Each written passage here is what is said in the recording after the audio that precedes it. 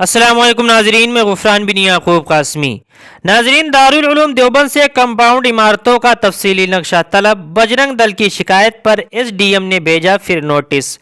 मकामी SDM ने आलमी शोहरत याफ्ता दीनी तालीमी इदारा दारुल उलूम देवबंद को नोटिस जारी करते हुए कहा है कि इदारे की कंपाउंड इमारतों के तखमीने के साथ तफसीली नक्शे फराहम कराए जाएँ। दारुल उलूम को इस सिलसिले में पहले भी नोटिस मौसूल हो चुका है। दारुल उलूम देवबंद में बगैर इजाज़त के तामीराती काम के सिलसिले में 16 जनवरी को इंतजामिया के नोटिस के बाद SDM ने दारुल उलूम देवबंद को एक बार फिर नोटिस भेजकर इदारे की कंपाउंड इमारतों के तफसीली नक्शे तखमीनों के साथ फराहम करने को कहा है।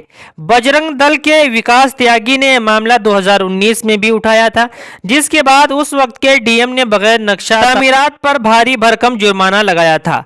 अब बजरंग दल ने मजीद दूसरी इमारतों को लेकर इंतजामिया से शिकायत करना शुरू कर दी है, जिसके बाद एक मरतबा फिर SDM ने नोटिस भेजकर नक्शे तलब किए हैं।